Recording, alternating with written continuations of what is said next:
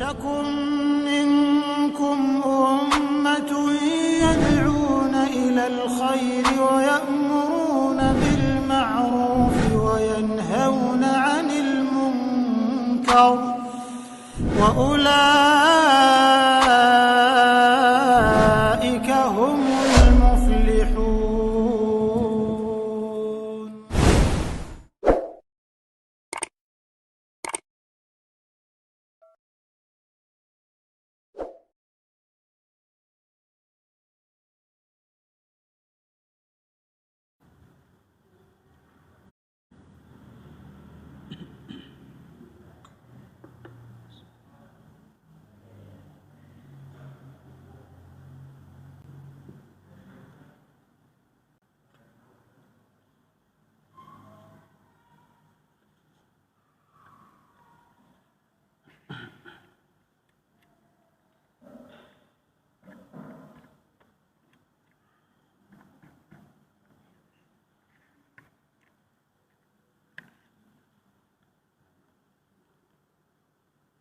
Assalamualaikum warahmatullahi wabarakatuh. Innal hamdalillah nahmaduhu wa nasta'inuhu wa nastaghfiruh wa na'udzu billahi min shururi anfusina wa sayyiati a'malina. Man yahdihillahu fala mudilla lahu wa man yudlil fala hadiya lahu. Wa asyhadu an la ilaha illallah wahdahu la syarika lahu wa asyhadu anna Muhammadan abduhu wa rasuluh. Ya ayyuhalladzina amanu taqullaha haqqa tuqatih wa la tamutunna illa wa antum muslimun.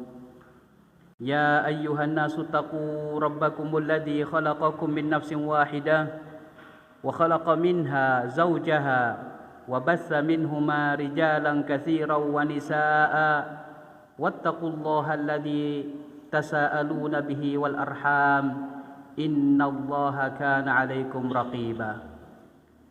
Ya ayyuhalladzina amanu taqullaha wa qulu qawlan sadida yuslih lakum a'malakum wa yaghfir lakum dhunubakum wa man yuti'illaha wa rasulahu faqad faza fawzan 'azima.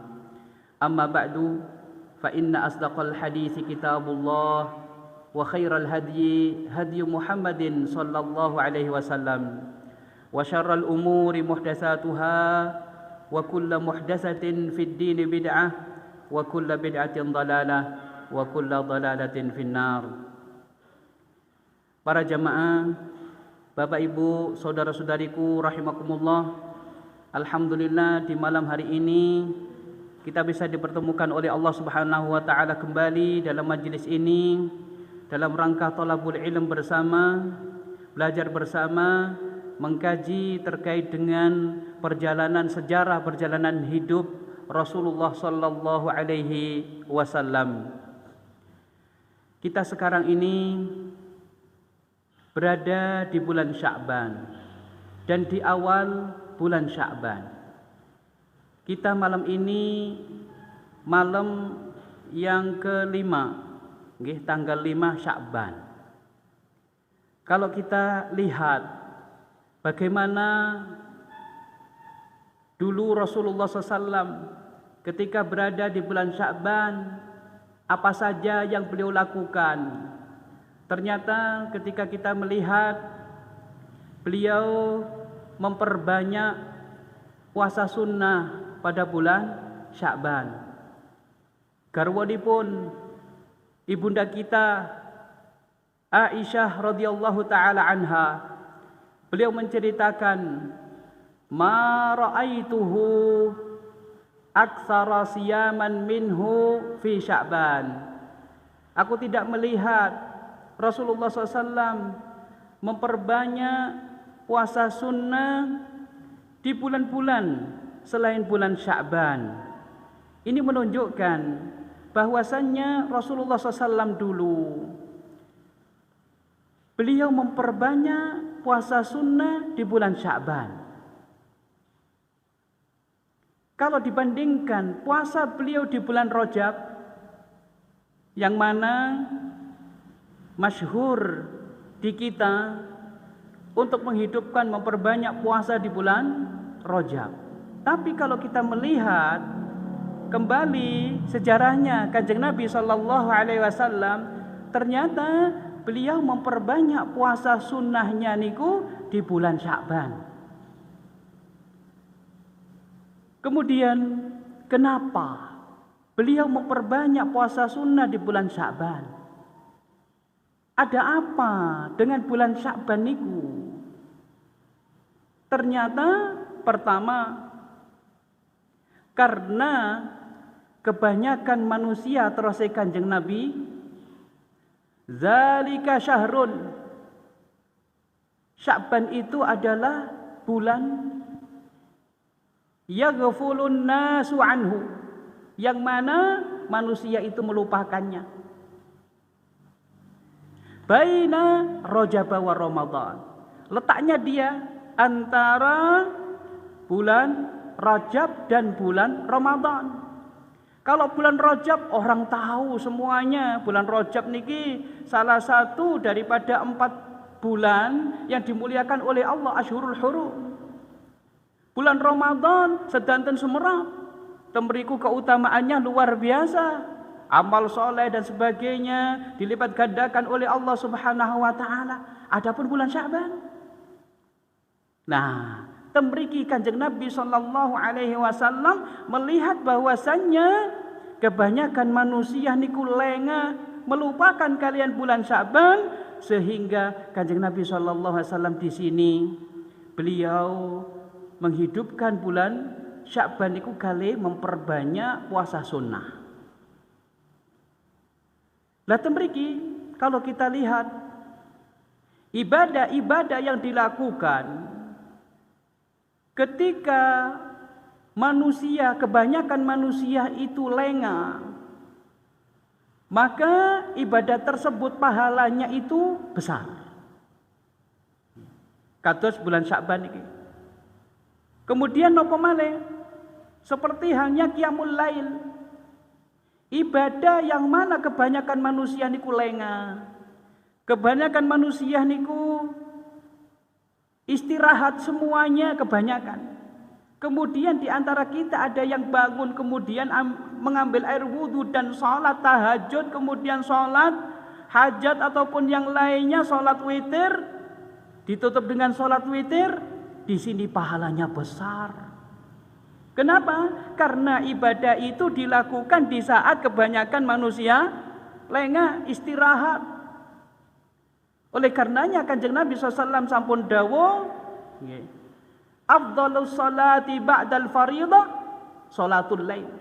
Salat yang paling afdal setelah salat fardu adalah salat malam. Karena kebanyakan manusia tidur terlelap, istirahat. Kemudian juga yang menunjukkan bahwasannya ibadah yang dilakukan oleh seseorang di saat manusia itu lengah, pahalanya itu besar. Sabda Kanjeng Nabi sallallahu alaihi wasallam, al-ibadatu fil harji. Ibadah yang dilakukan oleh seseorang di saat terjadinya fitnah, huru-hara, kemudian terjadinya peperangan, pembunuhan, tidak adanya keamanan. Naudzubillah, mugi-mugi bangsa kita, negara kita, negara Indonesia dilindungi kalian Allah Subhanahu wa taala dari segala macam bentuk fitnah, huru-hara dan sebagainya. Nah, temriki ketika seseorang itu sibuk dengan urusan-urusan ujian, cobaan, kados ngoten niku, huru-hara dan sebagainya, sibuk antara yang satu dengan yang lainnya. Memikirkan keselamatan dirinya, khawatir adanya ancaman-ancaman. Nah, ketika seseorang beribadah di saat kebanyakan manusia sibuk dengan fitnah, temriki ternyata pahalanya besar. Terus Kanjeng Nabi, kahijratin ilayya, seperti halnya orang yang hijrah kepadaku. Al-ibadatu fil hajri fil harji kahijratin ilayya. ibadah yang dilakukan di saat terjadinya fitnah itu pahalanya besar seperti halnya pahala orang yang hijrah kepadaku, kata Rasulullah SAW. Nah, temeriku, ternyata beliau berpuasa sunnah dan memperbanyak puasa sunnah di bulan Sya'ban itu ternyata karena kebanyakan manusia melupakan bulan Sya'ban. Nah, ibadah ketika banyak orang yang lengah niki pahalanya besar. Kemudian yang kedua, karena bulan Sya'ban niku bulan yang mana amalan manusia niku dilaporaken tenggene Allah Subhanahu wa taala. Usama bin Zaid radhiyallahu taala anhu, beliau pernah bertanya kepada Rasulullah, "Wahai Rasulullah, aku tidak pernah melihat engkau memperbanyak puasa sunnah selain bulan Sya'ban." Artinya dia mendapati Rasulullah memperbanyak puasa sunnah di bulan Sya'ban saja. Nah, di sini pernyataan itu seperti halnya pertanyaan dan Rasulullah SAW menjawab. Ya, katanya, na'am. Ya, kenapa? Karena pada bulan Sya'ban itu rufi'a a'malun nasi ila rabbil alamin. Diangkat, dilaporkan amalan-amalan hamba itu kepada Allah Subhanahu wa taala. Fa uhibbu an turfa'a au an yurfa'a amali wa ana shaim. Dan aku senang jika amalanku itu dilaporkan kepada Allah Subhanahu wa taala sedangkan diriku dalam keadaan berpuasa. Temriki laporan amalan niku ternyata wonten 3. Pertama inggih punika laporan tahunan kados niku wau. Pada bulan Sya'ban laporan tahunan niku. Temriko wonten laporan mingguan. Kapan niku laporan mingguan? Inggih punika di waktu hari Senin dan Kamis. Nggih. Turfa'ul a'malu yaumal isnaini wal khamis, terasa Kanjeng Nabi. Amalan itu dilaporkan kepada Allah pada hari Senin dan pada hari Kamis. Fa uhibbu an asuma fa uhibbu an yurfa'a amali wa ana shaim. Aku senang jika amalanku dilaporkan kepada Allah sedangkan aku dalam keadaan berpuasa. Niki laporan pekanan, mingguan. Temriko wonten laporan malih inggih punika laporan harian. Kapan niku? Nah, niki wau sampun maghrib. Berarti amalan siang kita dari pagi wau mantun sholat subuh kita melakukan amalan nopo mawon sampai mau terbenamnya matahari, malaikat sampun melaporkan amalan kita di siang hari tadi kepada Allah Subhanahu wa taala. Kemudian amalan malam dimulai sejak terbenamnya matahari. Kapan dilaporkan amalan perbuatan hamba di waktu malam?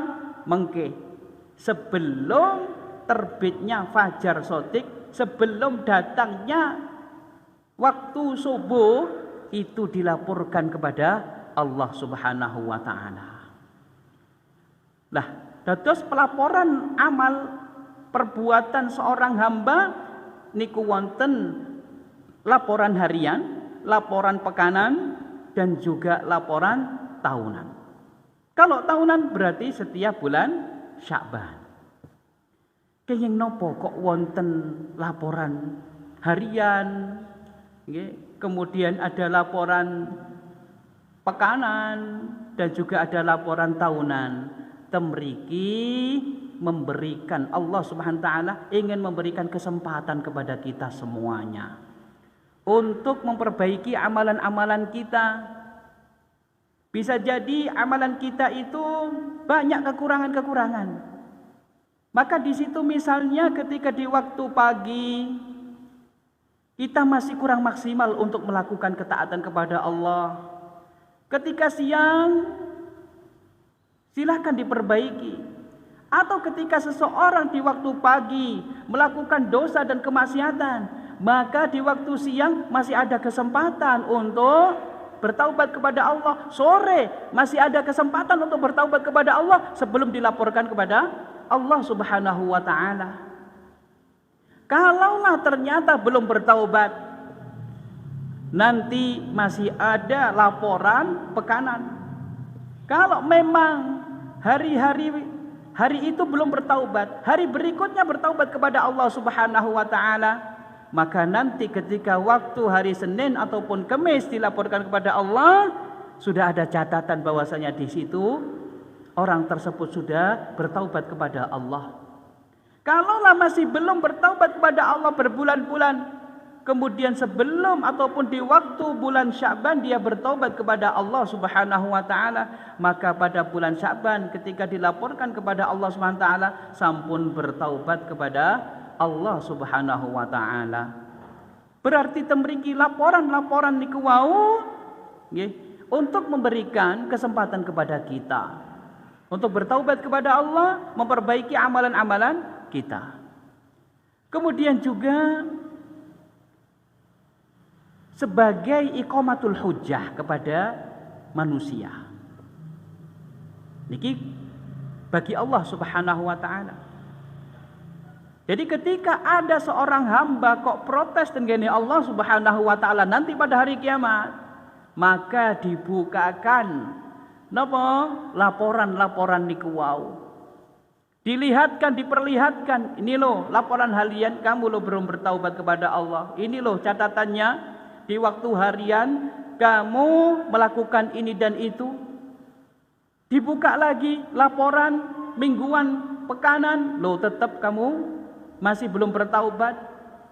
Laporan tahunan, loh ini loh ternyata kamu juga belum bertaubat. Temriko. Dados Allah Subhanahu wa ta'ala niki moho adil, tidak mau mendolimi hambanya. Temriki. Nah, niki bulan Sya'ban ternyata amalan seorang hamba dilaporkan dengan gini Allah Subhanahu wa ta'ala. Kemudian di bulan Sya'ban, ketika sudah sampai pertengahan bulan Sya'ban, Allah Subhanahu wa ta'ala melihat hamba-hambanya dan mengampuni dosa hamba-hambanya kecuali 2 orang yang tidak diampuni oleh Allah Subhanahu wa ta'ala. Sinten? Yang pertama orang musyrik, orang yang menyekutukan Allah Subhanahu wa ta'ala dengan sesuatu. Dan yang kedua adalah musyahin, orang yang sedang bermusuhan. Oleh karenanya, ketika kita saat ini masih ada bermusuhan dengan saudara-saudara kita sesama muslim, hendaknya kita sudahi agar supaya kita mendapatkan ampunan dari Allah Subhanahu wa ta'ala pada malam nisfu Sya'ban. Hadis ini diriwayatkan kalian Ibnu Majah. Sebagian ulama mengatakan hadis ini lemah karena di situ ada seorang mudallis yang meriwayatkan hadis dengan an-anah. Namun sebagian yang lain menghasankan hadis ini. Di antaranya adalah Syekh Al-Albani rahimahullahu ta'ala. Beliau melihat bahwasanya hadis ini ada jalur yang lain, meskipun dhaif pula, namun bisa menguatkan, saling menguatkan sehingga naik ke derajat hasan li ghairihi. Kemudian meskipun hal tersebut ataupun hadis tersebut bisa digunakan sebagai hujjah, namun jangan sampai di antara kita di waktu malam nisfu Sya'ban melakukan hal-hal yang memang tidak dituntunkan oleh Allah Subhanahu wa ta'ala. Melakukan sholat khusus, misalnya khusus tertentu kangge nisfu Sya'ban. Misalnya sholat 100 rakaat misalnya. Bukankah ada dalilnya Ustaz? Nggih, tidak setiap yang ada dalilnya niku nggih, tidak setiap dalil niku saged digunakan sebagai hujjah. Maksud kula, kalau memang di sana ada hadisnya, tidak setiap hadis niku saged digunakan sebagai landasan hukum. Keranten mriko wonten hadis sahih, wonten hadis hasan, wonten hadis dhaif yang dikuatkan dengan dhaif pula sehingga bisa masuk kepada hasan li ghairihi. Lah tiga niki saged digunakan sebagai landasan hukum. Tapi kalau dhaif mboten saged, tidak ada penguatnya lagi, ataupun dhaif jiddan, lemah sekali, ataupun bahkan palsu, hadis palsu, mboten saged digunakan sebagai hujjah, landasan hukum. Karena napa? Temriku wonten indikasi bahwasanya itu mboten sampai ataupun tidak dari Rasulullah sallallahu alaihi wasallam. Niki terkait kalian bulan Sya'ban. Ternyata wonten niku wau. Pertama napa niku wau? Amalan seorang hamba diangkat, dilaporaken ten gene Allah Subhanahu wa taala. Ingkang pertama, kebanyakan manusia melupakan bulan Sya'ban. Nah, ibadah yang dilakukan pada bulan Sya'ban niki pahalanya besar. Dan yang ketiga, pada malam nisfu Sya'ban Allah Subhanahu wa taala melihat hamba-hambanya, melihat manusia dan mengampuni dosa-dosa mereka kecuali dua orang, inggih punika orang musyrik, kemudian orang yang sedang bermusuhan. Niki sebagai mukadimah kajian kita, karena kita saat ini berada di bulan Sya'ban, nggih deres malih terkait fadilah keutamaan daripada bulan Sya'ban. Kemudian kita kembali kepada materi kajian kita, inggih punika kitab Raudhatul Anwar fi Siratin Nabiyil Mukhtar, karya daripada Syekh Safiyur Rahman Al-Mubarakfuri rahimahullahu taala. Kita sampai pada pembahasan bahwasannya Rasulullah SAW beliau melakukan dakwah fardiyah. Dakwah fardiyah niku napa? Dakwah fardiyah niki ngajak-ngajak secara personal. Boten di depan khalayak umum boten. Tapi ngajak-ngajak niku nggih deketi orang per orang, individu, atau bahasa sekarang mungkin disebut dengan personal approach, pendekatan pribadi. Dan ini pun secara sembunyi-sembunyi, tidak di depan orang banyak boten. Nah, niki setelah Allah Subhanahu wa taala menurunkan firman-Nya, inggih punika qum fa'andir, bangunlah dan ajaklah yang lain. Andir, beri peringatan yang lain.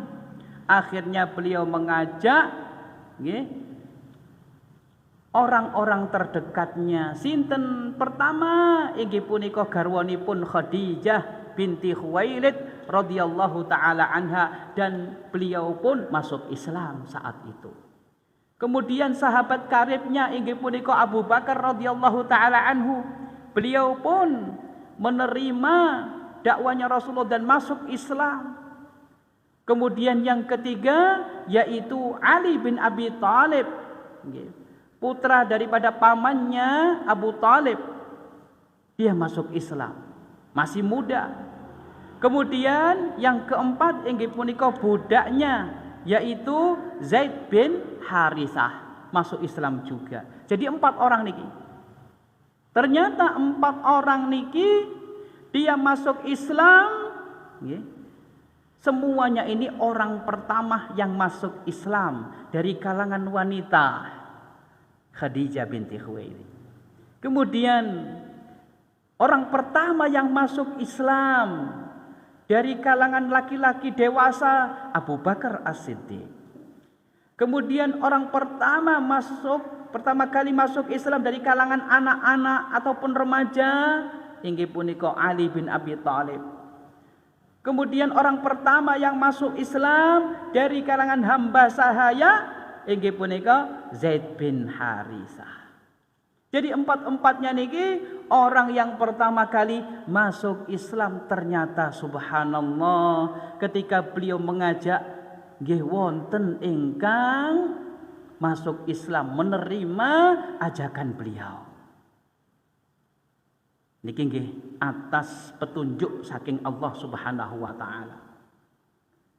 Kalau tidak ada taufik dari Allah Subhanahu wa taala, meskipun Kanjeng Nabi SAW ingin mengajak orang tersebut masuk Islam, tidak bakal bisa kalau Allah belum menghendaki memberikan taufik kepada dia. Kados ngajak sinten? Pamanipun inggih punika Abu Thalib.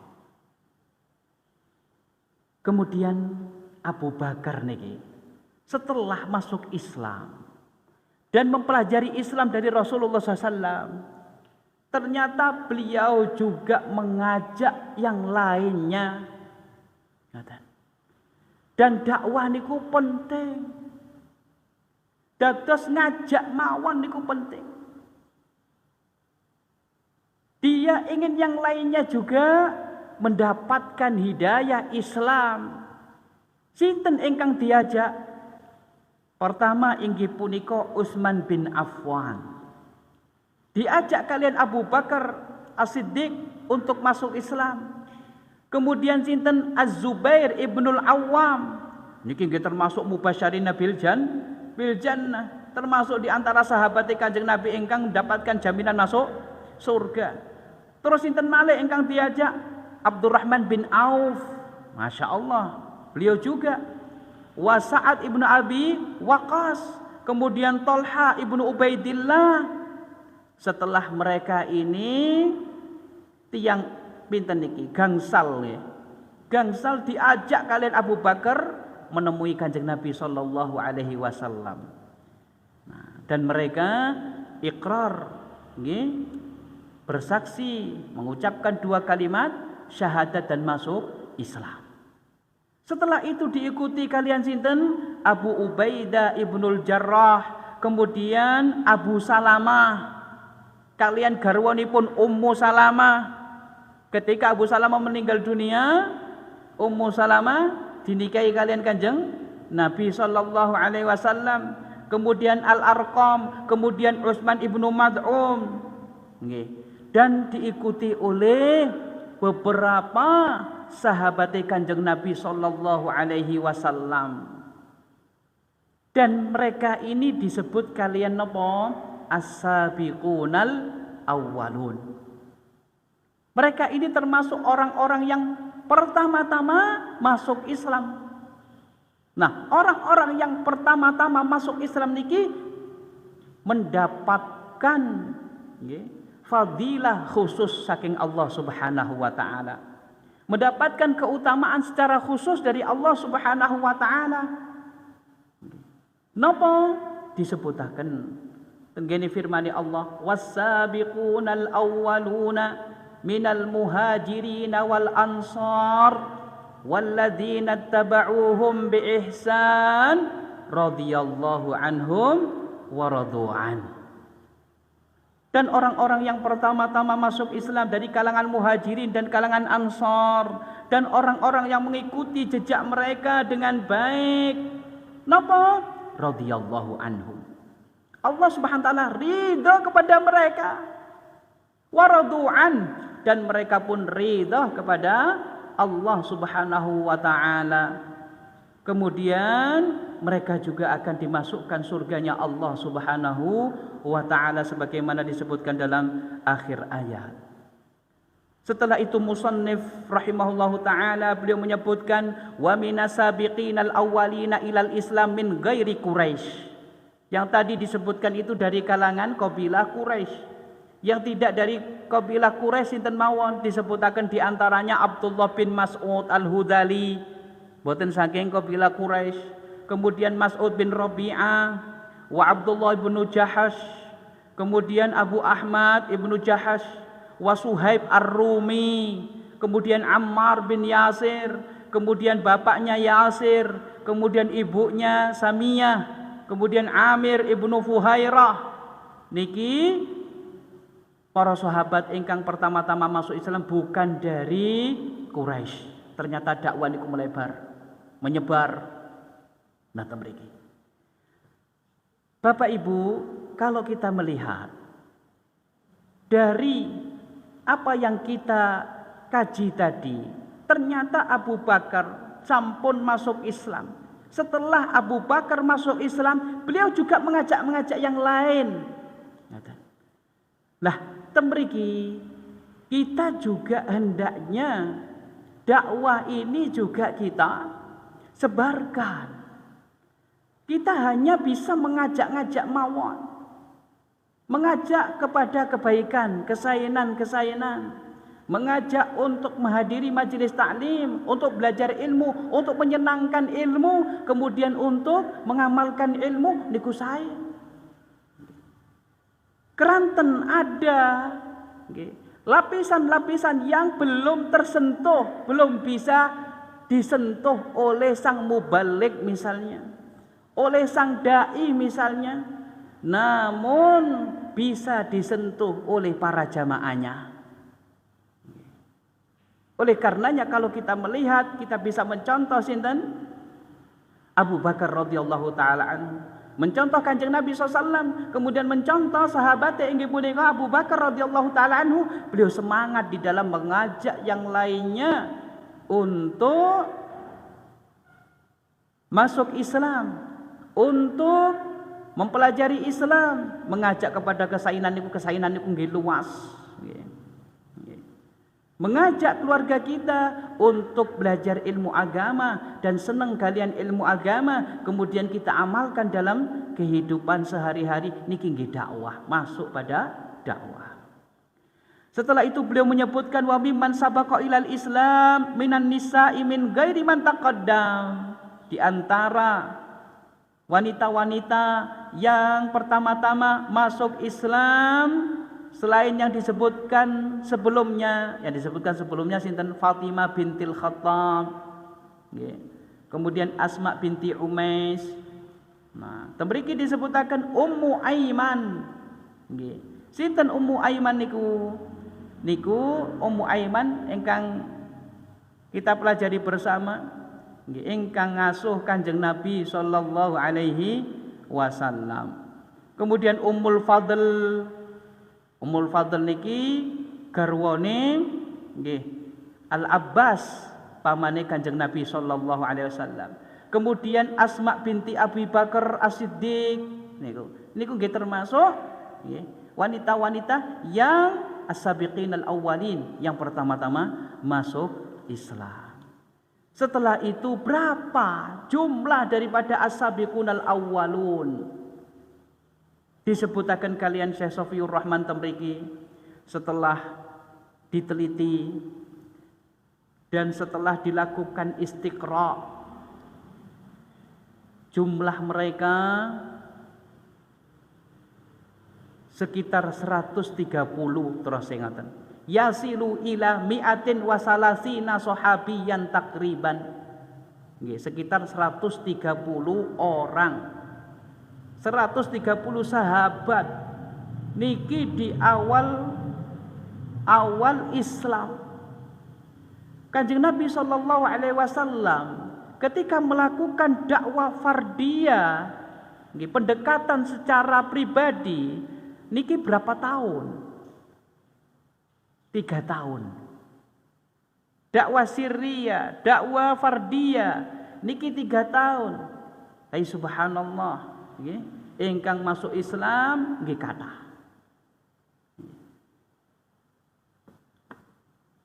Dari kalangan Ansor juga ada. Ketika waktu haji, Rasulullah SAW menawarkan Islam kepada mereka, orang-orang Ansornya datangnya dari Madinah. Mereka pun masuk Islam. Sehingga beliau pun punya jaringan di Madinah. Sehingga ketika Rasulullah SAW mendapatkan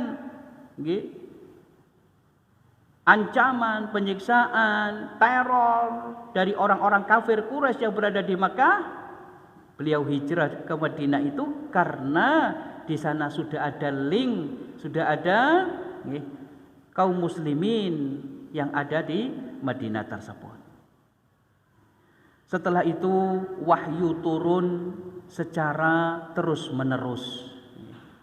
Ketika Rasulullah SAW dakwah fardiyah, wahyu niku turun terus-menerus. Sak sampune surat Al-Alaq, surat Al-Mudatsir. Setelah terputus mantun Al-Alaq, turun Al-Mudatsir. Kemudian perintah untuk berdakwah. Setelah Al-Mudatsir, surat ingkang turun sebagaimana disebutkan temriki inggih punika surat surat Al-Fatihah. Surat Al-Fatihah. Keranten surat Al-Fatihah niki digunakaken kangge salat. Kemudian Rasulullah SAW menerima kewajiban salat. Waktu Isra dan Mi'raj. Maka insyaallah wonten pembahasan piyambak terkait dengan Isra Mi'raj. Kita akan ketemu dengan pembahasan itu insyaallah. Nah, dados kalau kita lihat ketika Rasulullah SAW dakwah fardiyah di awal-awal Islam ten Mekah niku, surat-surat yang turun kepada Rasulullah niku surat-surat pendek-pendek. Isinya terkait dengan tauhid, isinya terkait dengan berita tentang surga, tentang neraka, tentang ancaman-ancaman siksa yang ada di neraka. Isinya terkait dengan tazkiyatun nufus, terkait dengan akhlak. Dados temriku kebanyakan terkait dengan tauhid, mengingatkan orang-orang pada waktu itu dengan akhirat, dengan hari kiamat, dengan siksaan yang ada di neraka. Nah, temriki supados napa yang diserang niku, yang dituju itu adalah hati. Keimanan yang ada di dalam hati. Ketika seseorang itu sudah diingatkan dengan akhirat, tentunya kalau hatinya itu masih di atas fitrah, dia akan percaya akan hal itu. Tentunya ini tidak luput dengan taufik dari Allah Subhanahu wa ta'ala. Kalau seseorang itu sudah tauhid duluan ingkang dipelajari, yang diterima tauhid terlebih dahulu, maka mudah bagi dia untuk melakukan yang lainnya. Maksudnya pun apa?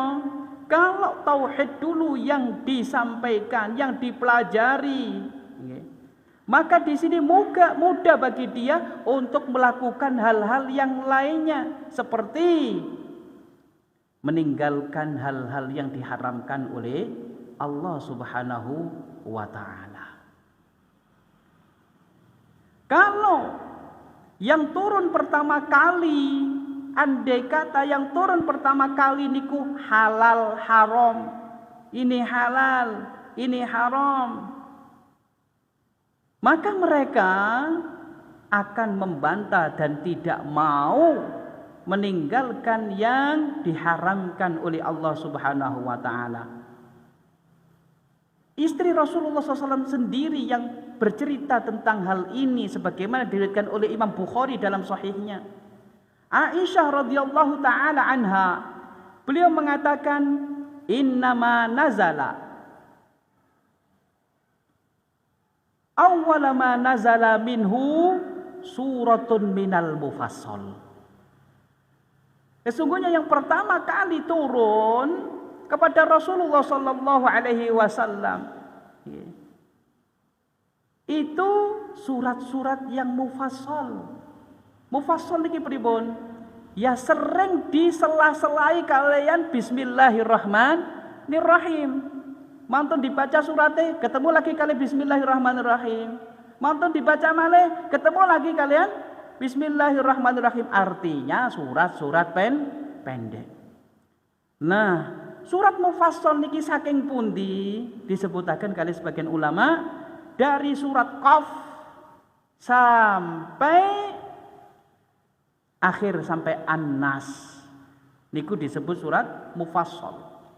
Temriku terkait dengan tauhid, berita tentang hari kiamat dan sebagainya. Kemudian beliau mengatakan fiha dzikrul jannati wan nar. Pada surat-surat itu disebutkan terkait dengan kenikmatan surga, kemudian siksa neraka, hatta idza saban nas ilal Islam nazalal halal wal haram. Dan ketika orang-orang sudah menerima Islam dan sudah memegang tauhid, betul-betul percaya, beriman kepada Allah, beriman kepada hari akhir, maka turunlah surat-surat yang mana isinya itu terkait dengan hukum-hukum syariat, halal, haram niku. Kemudian beliau mengatakan walau nazala awwala syai'in, andai kata yang pertama kali turun itu adalah ayat yang mana di situ ada larangan dari minum khamr, dari larangan dari berbuat zina. Terus ummu kita, ibu kita yaitu Aisyah, andai kata yang pertama kali turun itu la tasyrabul khamra, jangan kalian minum khamr, laqalu la nada'u al khamra, mereka akan mengatakan, sungguh mereka akan mengatakan, aku tidak akan meninggalkan arak, tidak akan meninggalkan minuman arak. Kemudian disebutkan walau nazala la taznu laqalu la nada'u az-zina. Andai kata yang pertama turun itu janganlah kalian berzina, maka mereka akan mengatakan sungguh aku tidak akan meninggalkan zina. Nah niki berarti terdapat temriku pentingnya belajar tauhid. Kalau hati seseorang itu dihubungkan kalian Allah Subhanahu wa taala, diingatkan kalian Allah Subhanahu wa taala, kalau sudah hatinya itu betul-betul gondelan kalian Allah Subhanahu wa taala, sudah cinta kepada Allah, sudah beriman kepada Allah, maka temriki mudah sekali untuk meninggalkan yang lainnya. Jangan memulai dengan yang lainnya terlebih dahulu, mulailah dengan tauhid. Nah, niki terkait kalian dakwah fardiyah. Kanjeng Nabi melakukan dakwah fardiyah niki selama 3 tahun. Setelah itu, ketika sudah mendapatkan banyak penerimaan dari kalangan orang-orang para sahabat waktu itu, mereka masuk Islam sebagaimana kita sebutkan tadi, inggih punika sekitar 130, maka 130 orang temriki Allah Subhanahu wa taala menurunkan firman-Nya, inggih punika wakhfid janahaka limanittaba'aka minal mu'minin. Rendahkanlah dirimu terhadap orang-orang yang mengikutimu dari kalangan hamba-hamba yang beriman. Allah memerintahkan Kanjeng Nabi untuk rendah hati, untuk tawadhu kepada mereka hamba-hamba yang beriman. Kemudian fa in asauka faqul inni bari'um mimma ta'malun. Dan jika mereka itu mendurhakaimu, maka katakan inni bari'un, sesungguhnya aku itu berlepas diri dari apa yang kalian lakukan. Nah niki surat Syu'ara ayat 215 sampai 216. Kemudian juga turun firman Allah Subhanahu wa taala, wa anzir ashiratakal aqrabin, dan berilah peringatan kepada keluargamu yang terdekat. Rasulullah sallallahu alaihi wasallam setelah turun ayat itu dan juga ayat yang lainnya, fasda bima tu'maru wa a'rid 'anil musyrikin, ajaklah secara terang-terangan, ajaklah ataupun dakwakanlah apa-apa yang kamu diperintahkan secara terang-terangan.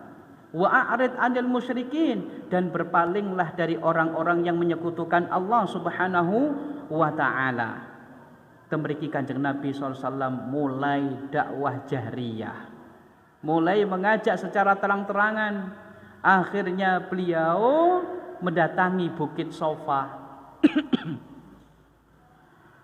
Bapak Ibu sekalian ingkang pernah umroh, sa'i, tentunya tidak asing bahwasanya Bukit Sofa, nggih pernah di sana Bukit Sofa. Kanjeng Nabi SAW naik di atas Bukit Sofa niku dan mengatakan kepada mereka, ya sobahah. Perkataan niki diucapaken biasa niku diucapaken oleh orang yang mendapati kabar huru hara bahwasannya musuh akan datang. Dan orang-orang pada zaman jahiliyah dulu ketika mendapati kabar yang tidak baik, darurat, musuh sudah dekat, diku ngabari masyarakatnya, ngabari keluarganya, mengabari kabilanya. Bagaimana caranya? Inggih punika naik ke tempat yang tinggi, bukit misalnya, kemudian dia lepaskan bajunya telanjang, manten ngoten bajunya diputer-puter, kemudian mengatakan, ya sobaha. Terus manten ngoten menyampaikan berita bahwasanya berita darurat, berita yang bahaya, mara bahaya akan datang dan sebagainya, kados ngoten.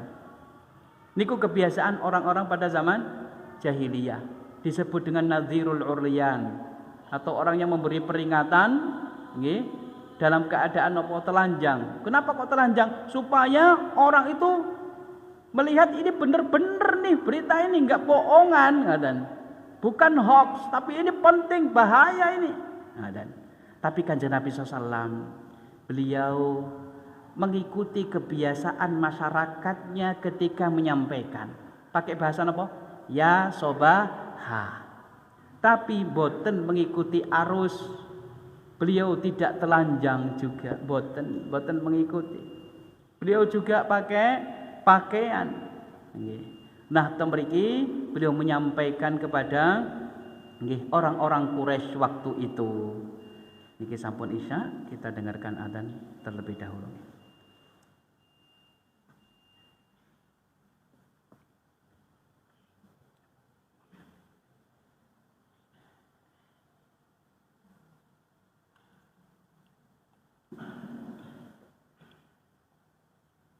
Allahu Akbar, Allahu Akbar, Allahu Akbar.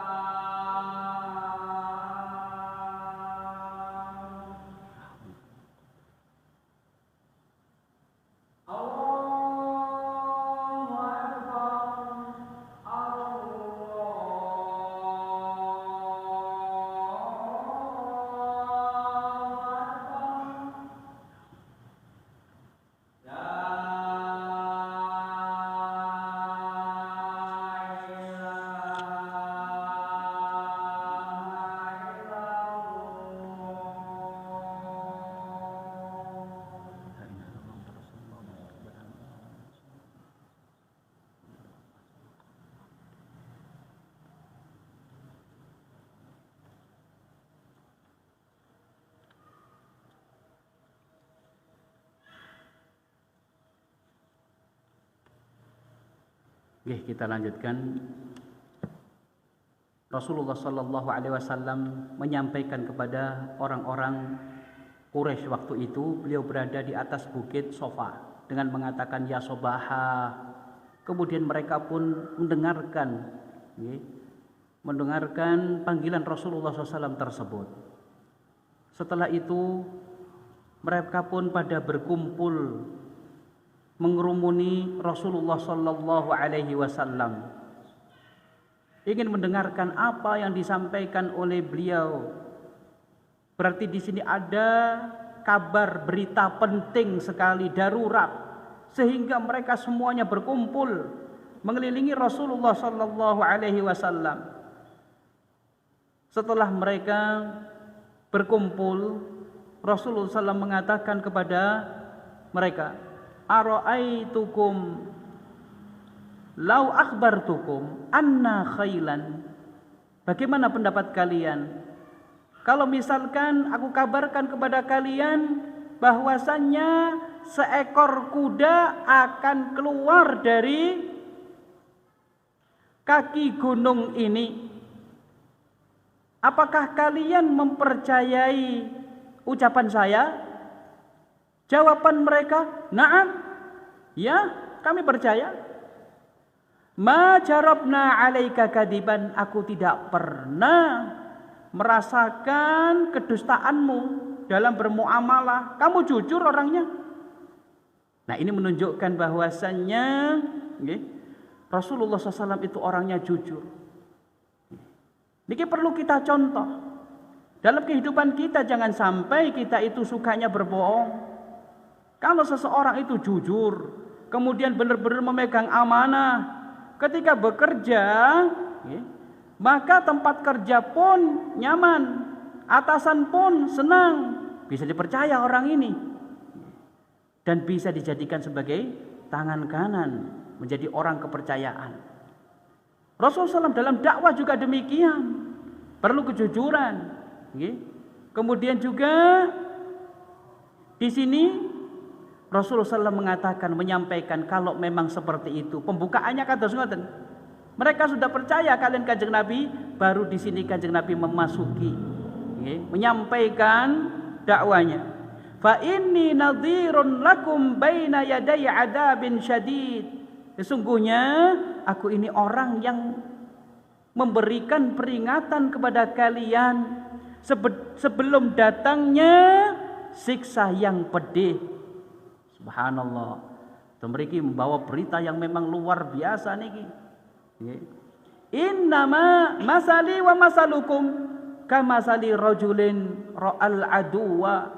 Sesungguhnya perumpamaan saya dengan kalian itu adalah perumpamaan seorang laki-laki yang melihat musuh, fantalaqa yarba'u ahlahu, kemudian dia mendatangi keluarganya dan memperingatkan keluarganya bahwasanya musuh sudah dekat.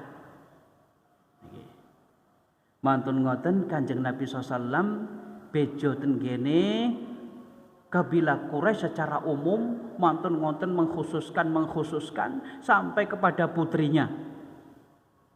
Beliau mengatakan, ya ma'syara Quraisy, wahai orang-orang Quraisy, angkidu anfusakum minan nar, selamatkan diri kalian dari siksa neraka.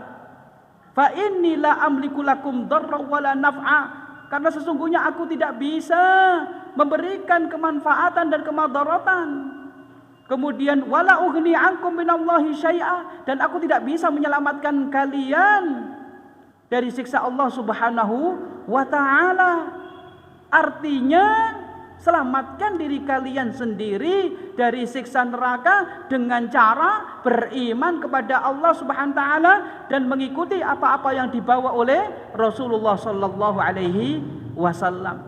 Kemudian memanggil ya Bani Ka'ab ibnu Lu'ay, ya Bani Murrah ibnu Ka'ab, ya Ma'syara Bani Qusay, mantun ngoten, ya Bani Abdus Syams, ya Bani Abdul Manaf, ya Bani Hashim, khusus malik, ya Bani Abdul Muttalib, lebih khusus malik, ya Abbas bin Abdul Muttalib, pamane dipanggil, ya Safiyah binti Abdul Muttalib, Ammatu Rasulillah, bibi Kanjeng Nabi sallallahu matur ngoten terakhir ya Fatimah binti Muhammadin Rasulullah angqidu anfusakum minan nar.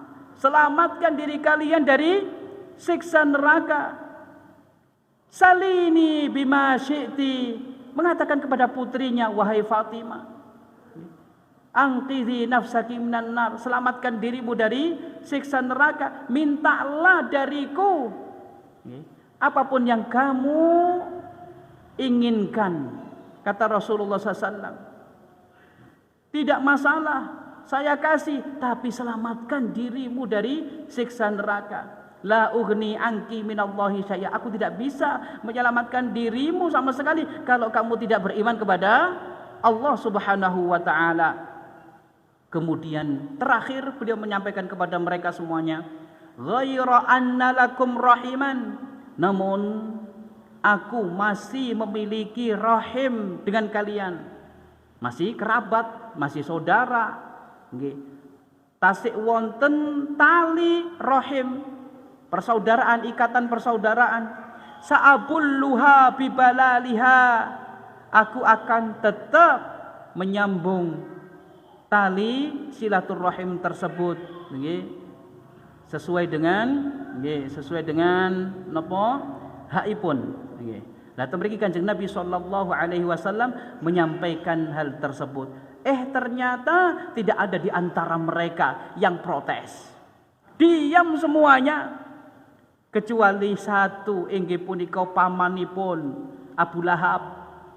Abu Lahab mengatakan kepada Rasulullah, tabban laka ya Muhammad, alihada jama'tana, celaka kamu wahai Muhammad, apakah hanya untuk ini kami dikumpulkan? Kamu mengumpulkan kami hanya untuk ini, katanya. Kemudian Allah Subhanahu wa taala menurunkan surat Al-Lahab, tabbat yada abi lahabin wa tabb. Tabban, telah celaka, binasa tangan daripada Abu Lahab, watab, dan sungguh celaka tangannya Abu Lahab. Kalau tangannya celoko nggih tiange celoko. Nah, temriki. Kemudian ternyata mereka ketika pulang ke rumah-rumah mereka yang tidak mau beriman, ternyata semakin mantep mboten beriman waktu niku. Dan berusaha untuk menghalang-halangi dakwanya Rasulullah SAW dan mengejek Rasulullah Sallallahu Alaihi Wasallam.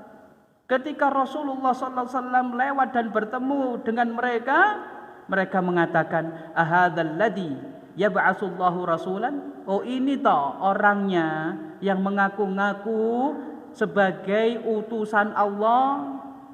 Diejek-ejek Kanjeng Nabi. Ahada ibnu Abi Kabsha yukallamu minas sama. Oh, ini toh anaknya, keturunannya Ibnu Abi Kabsha yang mengaku mendapatkan wahyu dari langit. Abu Kabsha niku sinten? Abu Kabsha niku nggih salah satu kakek Kanjeng Nabi dari ibunya, dari Aminah. Namun Abu Kabsha niki nggih agamanipun Nasrani. Ngoten. Jadi niki kan ngejeke anu ngoten, paten cara ngoten sangat-sangat nggih menjatuhkan sekali. Nggih.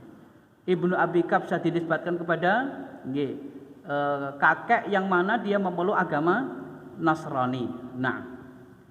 Nah, di situ Rasulullah Sallallahu Alaihi Wasallam beliau mendapatkan ejekan, celaan dan sebagainya. Namun Rasulullah SAW tetap melaksanakan dakwah niku dan menyampaikan kepada kaumnya sebagaimana apa yang disampaikan oleh para nabi dan para rasul sebelum beliau, sebagaimana difirmankan oleh Allah, qala ya qaumi ibudullaha ma lakum min ilahin ghairuh. Wahai kaumku, sembahlah Allah Subhanahu wa taala saja, ma lakum min ilahin ghairuh. Janganlah kalian itu menyembah selain Allah Subhanahu wa taala. niki terkait kalian dakwah fardiyah dan juga dakwah jahriyahnya Rasulullah sallallahu alaihi wasallam.